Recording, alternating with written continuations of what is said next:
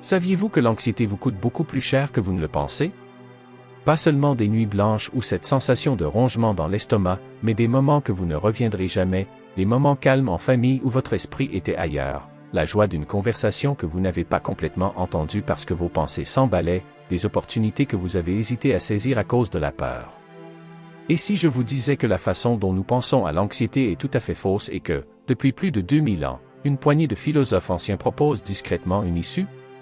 Aujourd'hui, nous plongeons dans la sagesse du stoïcisme, une philosophie qui ne se contente pas de reconnaître nos peurs, mais nous enseigne comment les affronter, les recadrer et, finalement, les surmonter. Les stoïciens ont vécu des épidémies, des guerres et le chaos politique. Ils n'étaient pas étrangers à l'anxiété. Pourtant, ils ont développé des techniques pratiques pour transformer ces peurs en carburant pour vivre une vie pleine de sens. Si vous vous êtes déjà senti submergé par vos soucis, vous n'êtes pas seul. Les stoïciens étaient là avec vous, et ils ont trouvé un moyen de transformer l'anxiété d'un voleur en un professeur. Restez à l'écoute, car ce qui suit n'est pas votre conseil habituel de penser positivement ou simplement de vous détendre. Nous allons déballer certaines des stratégies stoïciennes les plus puissantes pour surmonter l'anxiété, des techniques qui ont été testées au fil des siècles. Que vous soyez un sceptique du stoïcisme ou un fan de philosophie de longue date, cette vidéo mettra au défi votre pensée, vous poussera hors de votre zone de confort et vous proposera des étapes pratiques pour vous réapproprier le moment présent. Si vous trouvez de la valeur dans ce dont nous discutons aujourd'hui, n'oubliez pas de vous abonner à la chaîne, d'appuyer sur le bouton j'aime et de partager cette vidéo avec d'autres personnes qui recherchent une croissance personnelle et une compréhension philosophique. Votre soutien nous aide à continuer à donner vie à ces idées et à les partager avec un public plus large. Restez dans les parages jusqu'à la fin, surtout si vous êtes sceptique. Une partie de ce que nous allons couvrir peut sembler contre-intuitive, mais si vous regardez avec un esprit ouvert, vous repartirez avec une boîte à outils pour gérer l'anxiété qui n'est pas fondée sur des solutions temporaires, mais sur une sagesse intemporelle. Allons-y. Comprendre l'intemporalité de l'anxiété. L'anxiété n'est pas un nouvel acteur dans le jeu de la vie. C'est aussi vieux que l'humanité elle-même. Pensez Y. Nos ancêtres ont été confrontés à des peurs de survie, de conflits et d'incertitudes, tout comme nous le faisons aujourd'hui. Des premières communautés blotties autour des feux aux villes modernes animées remplies de technologie, l'anxiété a toujours été là, une compagne constante à travers les âges. Apportons maintenant un peu de sagesse stoïcienne. Les stoïciens, philosophes de la Grèce et de la Rome antique, comprenaient cette nature intemporelle des soucis humains. Ils n'avaient pas de smartphone ou de médias sociaux, mais ils ont fait face à leur propre part de fléaux, de troubles politiques et de difficultés personnelles. Par exemple, Marc Aurèle, l'un des penseurs stoïciens les plus célèbres, a régné sur l'Empire romain pendant une peste dévastatrice et a écrit sur ses pensées et ses luttes dans ce que nous appelons aujourd'hui des méditations. Ces écrits nous montrent que l'essence de l'anxiété n'a pas changé. Ce sont nos réactions à nos circonstances qui peuvent différer. En ancrant notre compréhension de l'anxiété dans le stoïcisme, nous voyons que ces philosophes étaient sur quelque chose de profond. Ils croyaient qu'en reconnaissant la permanence de certaines expériences humaines, comme l'anxiété, nous pourrions trouver une manière plus détachée et rationnelle de les gérer. Ils ont enseigné que même si les détails de ce qui nous inquiète peuvent changer, les sentiments fondamentaux de peur, d'incertitude et d'inquiétude restent constants.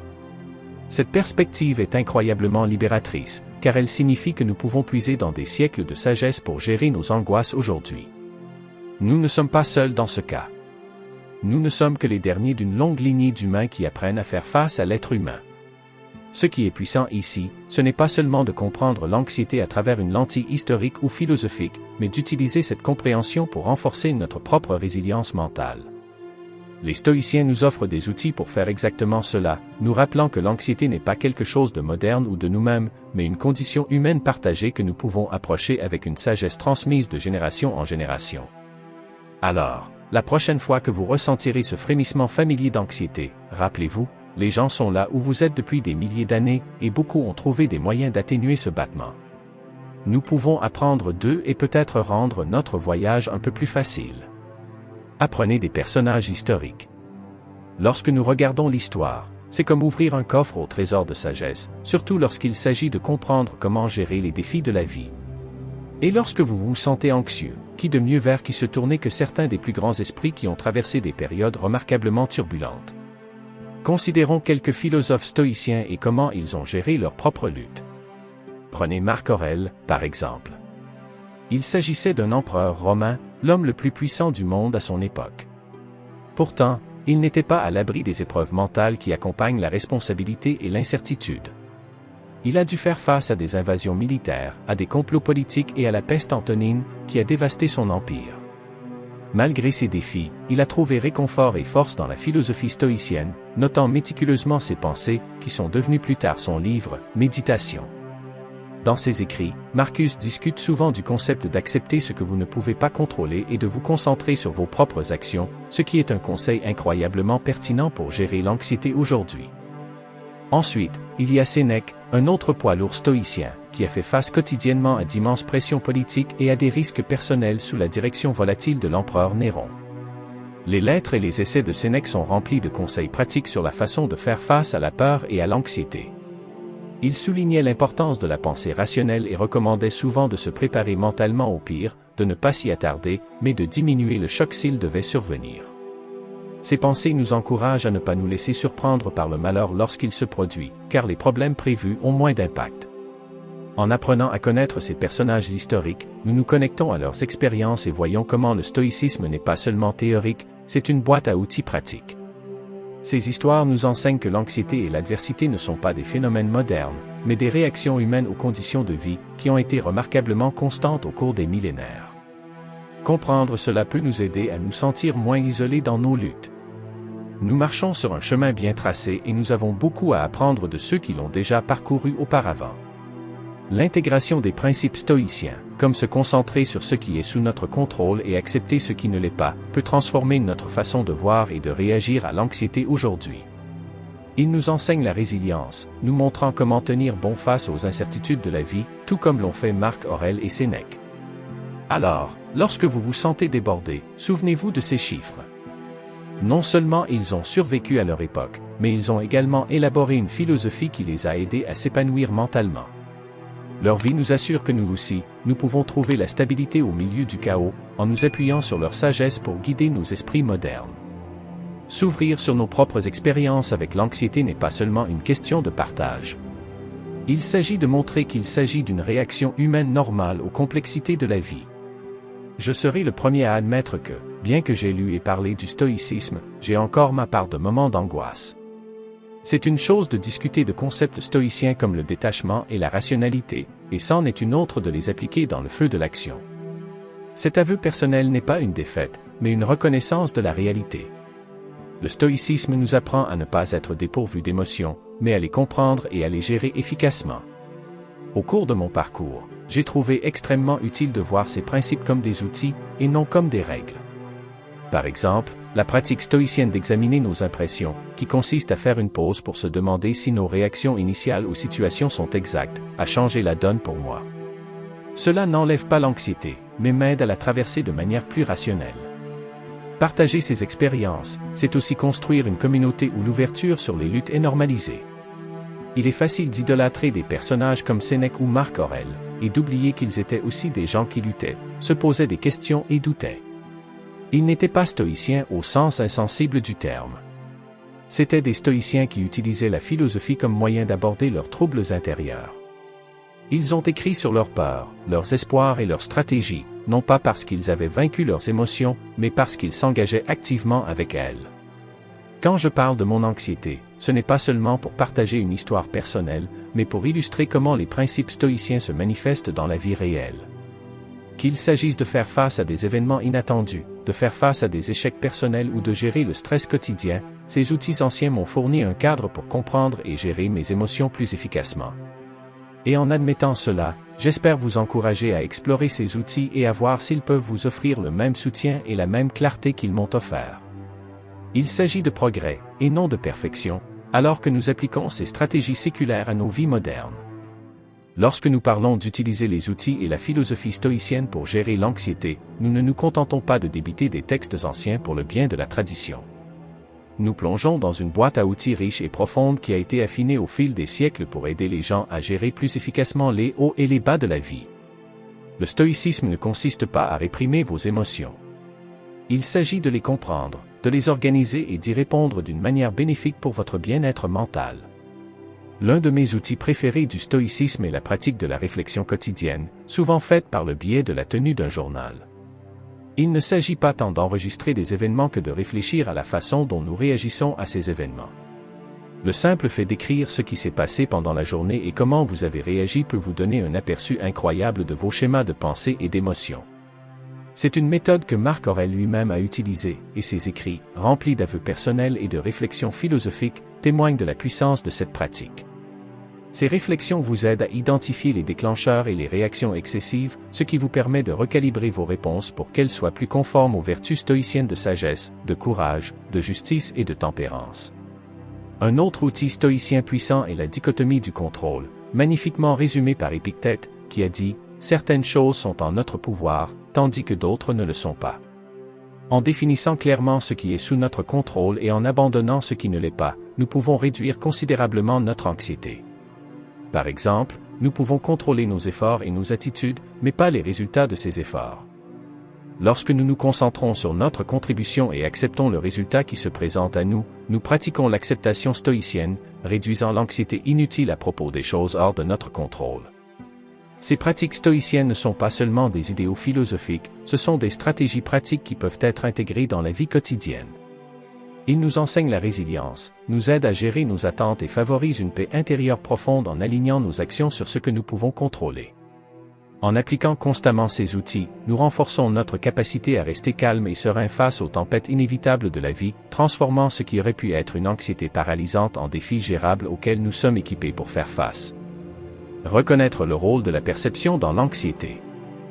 Imaginez que vous êtes inquiet à propos d'une présentation de travail à venir. L'approche stoïcienne consisterait à examiner pourquoi cet événement provoque de l'anxiété. Est-ce la peur de parler en public, ou peut-être une inquiétude plus profonde de ne pas être assez bon? En disséquant ces perceptions, vous pouvez commencer à les remettre en question et à les changer.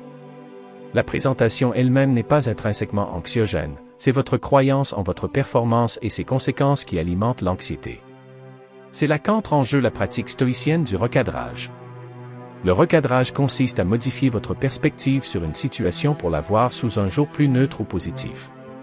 Au lieu de considérer la présentation comme un désastre potentiel, recadrez-la comme une occasion de partager vos connaissances et d'améliorer vos compétences orales. Ce changement de perception réduit l'anxiété en se concentrant sur les résultats positifs et la croissance plutôt que sur la peur et l'échec. En pratiquant constamment cette technique stoïcienne d'examen et d'ajustement de nos perceptions, nous acquérons une approche plus rationnelle et plus calme des situations qui pourraient autrement sembler écrasantes.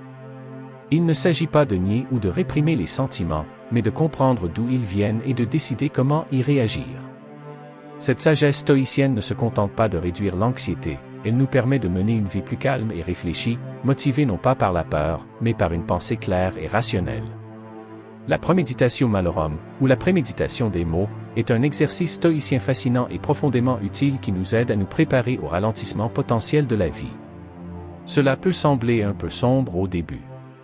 Pourquoi voudrions-nous passer du temps à réfléchir aux résultats négatifs? Mais il ne s'agit pas de pessimisme. Il s'agit plutôt de résilience et de préparation. L'idée ici est simple mais puissante.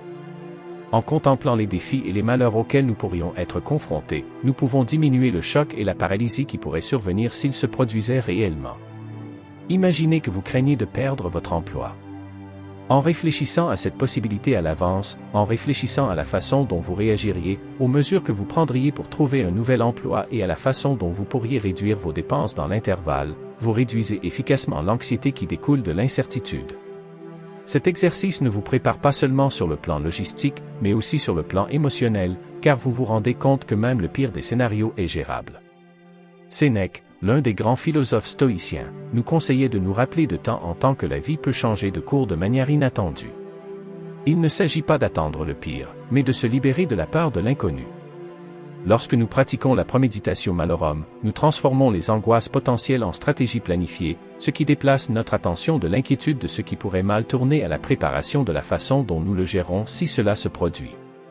Cette pratique stoïcienne nous apprend à ne pas être troublés par les tempêtes de la vie parce que nous les avons déjà naviguées dans notre esprit. Il favorise un état d'esprit où, au lieu d'être submergés par la peur et l'anxiété, nous sommes équipés d'un plan proactif et d'un calme stoïcien. Concentrez-vous sur le contrôle pensée Y de cette façon. Combien de fois nous retrouvons-nous stressés à propos de résultats sur lesquels nous n'avons aucun pouvoir? Qu'il s'agisse de s'inquiéter de la météo lors d'un événement planifié, du résultat d'une demande d'emploi ou de la réaction des autres à quelque chose que nous disons, dépenser notre énergie mentale sur ces aspects incontrôlables n'est pas seulement futile, c'est épuisant. Les stoïciens, comme Épictète, nous conseillaient de diviser nos préoccupations en deux catégories. Des choses que nous pouvons contrôler et des choses que nous ne pouvons pas. Nos efforts, nos comportements, nos réponses, tout cela est sous notre contrôle. Les actions des autres, le passé, l'avenir, tout cela échappe à notre contrôle direct. En nous concentrant consciemment sur nos propres actions et attitudes, nous pouvons réduire la grande majorité de nos angoisses inutiles. Par exemple, si vous êtes anxieux à propos d'un examen à venir, au lieu de vous inquiéter de la difficulté du test ou du potentiel d'échec, redirigez votre énergie vers ce que vous pouvez faire.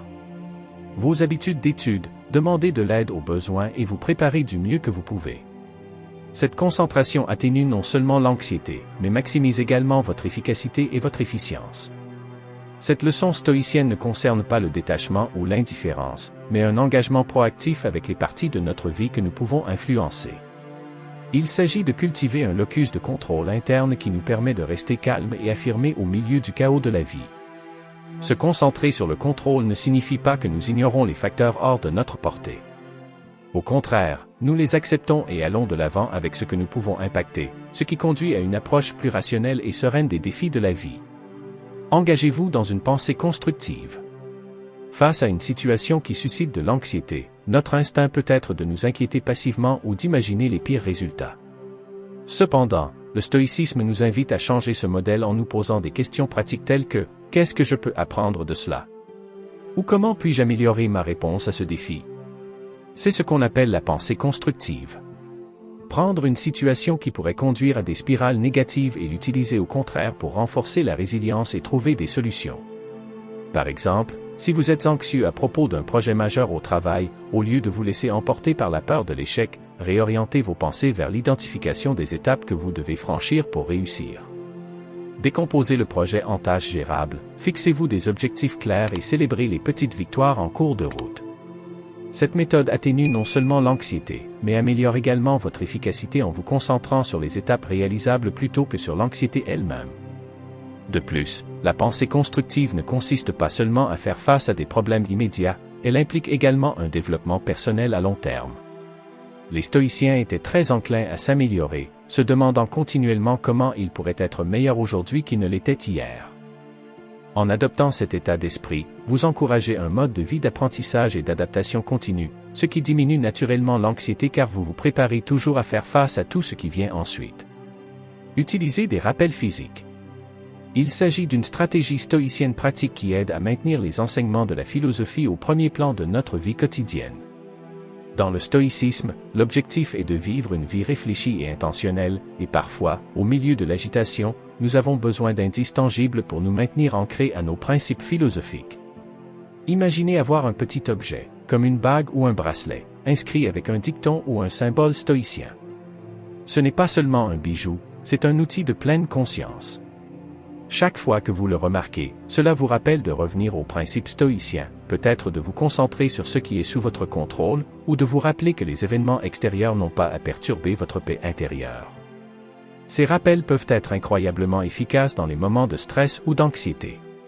Par exemple, si vous vous sentez dépassé, jetez un coup d'œil à une inscription stoïcienne du genre « Ceci aussi doit passer sur un bracelet », peut-être une influence apaisante, vous ramenant à la pratique stoïcienne de voir les défis de la vie dans une perspective plus large. C'est un simple signal pour respirer, réfléchir et répondre avec équanimité. Vous pouvez également envisager de conserver une citation stoïcienne comme fond d'écran sur votre téléphone ou votre ordinateur, ou même un post-it sur votre bureau. Ces petits rappels peuvent servir d'incitation à s'engager dans un moment de réflexion rapide, vous aidant à vous réinitialiser et à vous réaligner avec les idéaux stoïciens tout au long de la journée. La beauté de l'utilisation des rappels physiques réside dans leur capacité à combler le fossé entre les concepts philosophiques abstraits et la réalité quotidienne. Ils font du stoïcisme non seulement un sujet d'étude, mais une expérience vécue, nous guidant constamment vers une vie plus délibérée et réfléchie.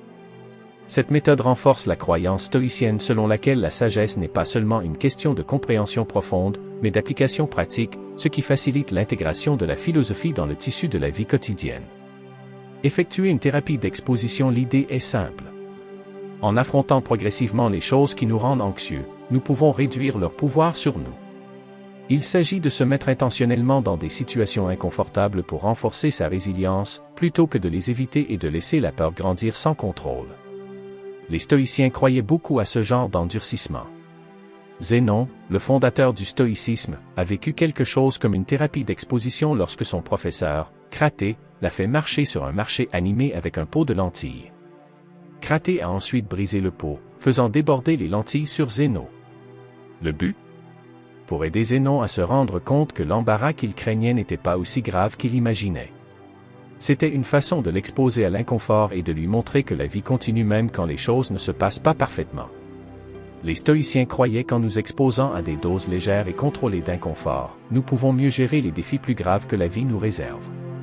Aujourd'hui, vous pouvez appliquer cette approche de manière pratique. Si l'anxiété sociale est un combat, essayez de vous exposer progressivement à des situations plus sociales, en commençant petit, comme faire la conversation avec un barista ou assister à un petit rassemblement. Au fil du temps, à mesure que vous vous sentez plus à l'aise avec ces situations, l'anxiété commence à diminuer. Ce n'est pas que les circonstances changent, c'est que vous vous êtes entraîné à les gérer avec plus de calme et moins de peur. La beauté de cette approche est qu'il ne s'agit pas d'éliminer complètement l'anxiété, mais d'apprendre à vivre avec et à réduire son impact. Le stoïcisme ne promet pas une vie sans inconfort ni peur. Au lieu de cela, il nous offre des moyens de relever ces défis de front. En nous exposant à ce qui nous met mal à l'aise, nous développons une sorte d'insensibilité mentale, renforçant notre esprit de la même manière que l'exercice physique renforce notre corps. Ainsi, lorsque vous sentez l'anxiété s'installer, rappelez-vous que l'évitement renforce souvent la peur, mais que l'exposition l'affaiblit. Considérez chaque moment inconfortable comme une opportunité de croissance, un pas vers la maîtrise de vos peurs plutôt que d'être maîtrisés par elles. Les stoïciens nous rappelleraient que nous devenons plus forts non pas en fuyant ce que nous redoutons, mais en apprenant à y faire face petit à petit avec courage et sang-froid. Les stoïciens croyaient au pouvoir de la répétition et de la réflexion constante, non seulement comme un exercice intellectuel, mais comme un moyen d'incarner véritablement leur enseignement. En nous entourant de rappels quotidiens, nous pouvons garder les principes stoïciens à l'avant-plan, nous aidant à naviguer dans les hauts et les bas avec un peu plus de grâce et beaucoup plus de sagesse. Une façon simple de commencer est de lire une citation ou un passage stoïcien tous les matins. Il n'est pas nécessaire qu'il s'agisse d'un texte long ou compliqué. Parfois, une seule ligne des méditations de Marc Aurèle ou de l'Enchéridion d'Épictète suffit à donner le ton de votre journée. C'est un petit rituel qui vous encourage à faire une pause et à réfléchir à la façon dont vous voulez aborder les heures à venir. Allez-vous laisser les événements extérieurs dicter votre humeur ou allez-vous décider de maintenir votre calme intérieur quoi qu'il arrive? Cette pratique ne consiste pas à mémoriser les citations. Il s'agit de les utiliser comme pierre de touche tout au long de la journée. Une autre excellente façon d'incorporer des rappels stoïciens quotidiens est de tenir un journal, une pratique que de nombreux stoïciens, y compris Marc Aurèle, chérissaient. Au début ou à la fin de chaque journée, notez quelques pensées, réfléchissez à un principe stoïcien, écrivez sur un moment difficile et sur la façon dont vous l'avez géré, ou notez simplement où vous avez senti l'anxiété s'insinuer. L'acte d'écrire aide à solidifier ces idées dans votre esprit, faisant du stoïcisme non seulement quelque chose auquel vous pensez de temps en temps, mais une lentille à travers laquelle vous voyez la vie. Vous pouvez également placer des rappels visuels dans votre environnement. Une phrase stoïcienne sur votre bureau, un fond d'écran sur votre téléphone ou même un abonnement quotidien par email qui vous envoie des réflexions stoïciennes peuvent servir de petits coups de pouce pour maintenir la philosophie vivante dans vos actions quotidiennes. Ces rappels agissent comme des poteaux indicateurs, vous ramenant à un lieu de calme lorsque vous vous retrouvez à dériver dans l'inquiétude ou la distraction. Le but ici est de créer une routine où les principes stoïciens ne sont pas seulement des idées qui vous viennent à l'esprit de temps en temps, mais renforcent constamment votre approche de la vie. Avec des rappels quotidiens, vous prenez l'habitude de vivre stoïquement, de vous rappeler que votre bonheur n'est pas déterminé par des circonstances extérieures, mais par la façon dont vous choisissez de les percevoir et d'y répondre. Plus vous vous engagez fréquemment avec les idées stoïciennes, plus elles vous viendront naturellement à l'esprit lorsque vous en aurez le plus besoin. Demandez une thérapie et de l'aide professionnelle. Alors que les stoïciens étaient tout au sujet de l'autonomie et de la responsabilité personnelle, ils comprenaient également la valeur de rechercher des conseils et du soutien en cas de besoin. Après tout, même les penseurs stoïciens les plus célèbres comme Sénèque, Marc Aurèle et Épictète ne sont pas parvenus à leur sagesse de manière isolée. Ils faisaient partie de communautés philosophiques, échangeaient des lettres, apprenaient des enseignants et cherchaient constamment des conseils. Dans le monde d'aujourd'hui, la thérapie peut jouer un rôle similaire dans nos vies. Il y a une idée fausse selon laquelle le stoïcisme signifie tout gérer par soi-même, comme si admettre que vous avez besoin d'aide contredisait d'une manière ou d'une autre la philosophie. Mais la vérité est que reconnaître que nous pouvons bénéficier d'une autre perspective n'est pas un signe de faiblesse. C'est un signe de sagesse. Les stoïciens diraient que, tout comme nous recherchons un médecin pour une maladie physique, il n'y a pas de honte à se tourner vers un thérapeute ou un conseiller lorsque nous avons besoin d'aide pour naviguer dans nos pensées et nos émotions. Il s'agit d'utiliser tous les outils à notre disposition pour vivre une bonne vie. La thérapie offre un espace pour pratiquer de nombreux principes stoïciens, comme l'examen de nos jugements, la remise en question des réponses automatiques et le travail sur le recadrage cognitif. Un bon thérapeute peut vous guider à travers le même processus que celui préconisé par les stoïciens. Décomposer vos perceptions, remettre en question les croyances irrationnelles et vous concentrer sur ce qui est sous votre contrôle. C'est comme avoir un entraîneur personnel pour l'esprit, quelqu'un qui vous aide à développer votre résilience mentale et votre force émotionnelle, qui sont les pierres angulaires de la pratique stoïcienne. De plus, la thérapie n'a pas besoin d'être en opposition avec le stoïcisme. Il peut le compléter. Alors que le stoïcisme fournit un cadre philosophique pour faire face à l'anxiété et aux défis de la vie, la thérapie offre des techniques pratiques et des conseils personnalisés qui peuvent vous aider à mettre en œuvre ces principes plus efficacement. Si vous êtes aux prises avec une anxiété persistante, un traumatisme ou une dépression, un professionnel peut vous proposer des stratégies adaptées à votre situation unique, comblant le fossé entre les idéaux philosophiques et l'application quotidienne. N'oubliez pas que la méthode stoïcienne ne consiste pas à nier les défis auxquels vous êtes confrontés, mais à trouver des moyens de les surmonter. Si cela signifie rechercher des conseils professionnels, alors vous faites simplement un pas de plus pour devenir la meilleure version de vous-même. Il n'y a pas de contradiction à être à la fois stoïcien et quelqu'un qui cherche une thérapie. Au contraire, cela montre un engagement envers la croissance et une volonté de faire ce qu'il faut pour vivre une vie meilleure et plus paisible. Les stoïciens approuveraient certainement tout ce qui conduit à une plus grande clarté et la tranquillité. S'éduquer en permanence sur les principes stoïciens est l'une des pratiques les plus importantes si vous voulez vraiment vivre selon la philosophie. Les stoïciens croyaient que l'apprentissage n'était pas seulement une phase de la vie, mais une quête de toute une vie. Marc Aurèle, bien qu'il soit l'empereur de Rome, a constamment cherché à approfondir sa compréhension du stoïcisme, en lisant, en écrivant et en réfléchissant sur les enseignements jour après jour. Ce n'était pas parce qu'il avait maîtrisé la philosophie, mais parce qu'il savait que pour maîtriser les défis de la vie, il fallait constamment renforcer ses principes. Lorsqu'il s'agit de gérer l'anxiété, garder les idées stoïciennes fraîches dans votre esprit peut faire une énorme différence. C'est une chose de lire un texte stoïcien une fois et de se dire « je comprends », et c'en est une autre d'intégrer ces concepts dans votre prise de décision quotidienne. Cela signifie revisiter régulièrement les écrits de Marc Aurèle, de Sénèque, d'Épictète et d'autres penseurs stoïciens, et pas seulement en cas de crise. Lorsque vous faites du stoïcisme une habitude quotidienne, il devient une partie de votre processus de pensée, une boîte à outils mentale sur laquelle vous pouvez compter lorsque la vie vous lance une balle courbe. Il existe de nombreuses façons de maintenir votre éducation stoïcienne, de la lecture de livres et d'essais à l'écoute de podcasts ou à l'adhésion à une communauté stoïcienne. Chaque approche apporte ses propres avantages. La lecture offre un lien direct avec la sagesse du passé, vous permettant de voir comment les anciennes idées stoïciennes sont toujours pertinentes aujourd'hui. Écouter des podcasts ou assister à des conférences peut vous exposer à différentes interprétations des mêmes textes stoïciens, vous donnant une compréhension plus large de la philosophie et s'engager avec une communauté de personnes partageant les mêmes idées offre l'occasion de discuter, de remettre en question et d'approfondir vos idées, tout comme les philosophes stoïciens l'ont fait dans leur propre cercle. La beauté de cette formation continue est qu'elle vous aide à intérioriser les principes stoïciens afin qu'ils deviennent une seconde nature. Plus vous vous engagez dans la philosophie, plus il est facile de s'en souvenir au moment où vous en avez le plus besoin.